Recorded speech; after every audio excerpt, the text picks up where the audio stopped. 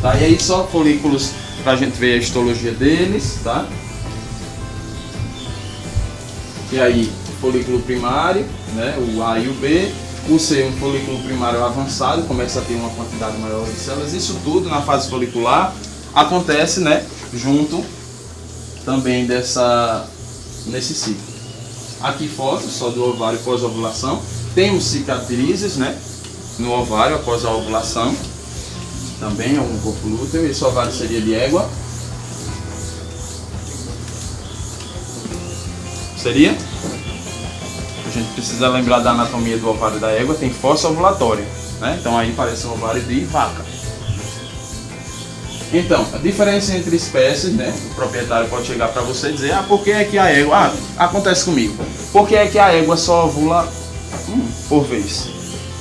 E aí você, tá, e agora, né? A gente precisa entender e chegar para ele dizer: não, porque a anatomia do ovário dela é diferente, né? Então não é como outras espécies. Ah, mas o que é que você pode fazer? Eu quero mais de um por vez.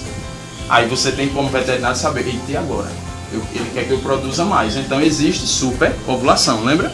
Todo mundo já tem uma noção. Pronto, a égua é a vaca moça, a porca 10 a 25 e as ovelhas de 1 a 3, tá?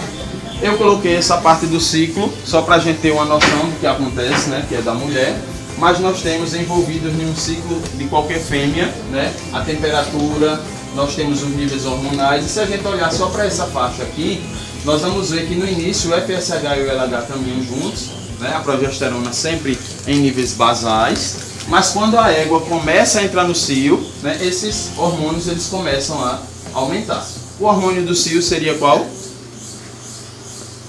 Estrógeno, tá? E aí o FSH e o LH caminham junto. Por que é necessário que a onda de estrógeno aumente?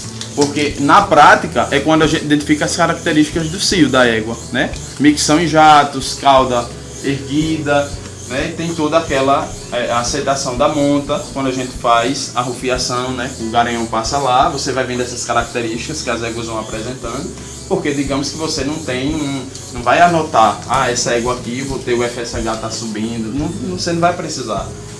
A gente vê na prática como é o comportamento do animal, tá? E aí, só pra gente lembrar da anatomia, né? Da égua é totalmente diferente.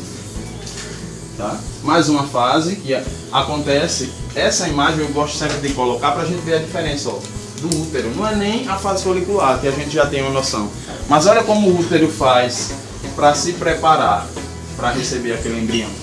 Então eu tenho que ter essa dimensão de como é um útero quando ele está em fase de cio, quando ele está pós-ovulação. Por que isso é importante? Na transferência de embriões, essa característica uterina é importante, porque você vai estar tirando um embrião de um lugar e colocando em outro.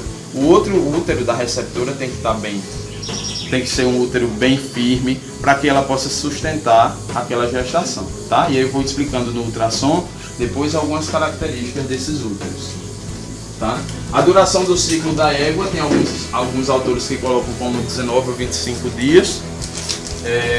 A duração do cio em si é de 4 a 8 dias e 1 ou 2 dias antes do fim do cio elas ovulam. Então a gente tem que estar bem ligado nisso. Ah, vai precisar estar decorando que é de 21 e 21? Não, porque a gente, quando está numa estação de monta, nós veterinários utilizamos hormônios, então a gente encurta esse ciclo. Depois que eu aplico uma dose, digamos assim, do Lutalise, que é um hormônio que vai quebrar, que vai dar o start naquela onda, naquele novo cio da égua, em 4 dias ela já começa a ciclar. Então você já vê a égua ali apresentando o cio depois de 4 dias da onda. Então não precisa você estar anotando exatamente tudo nesse sentido, decorar, tipo, se é de 21 em 21 dias, se é de 28 dias.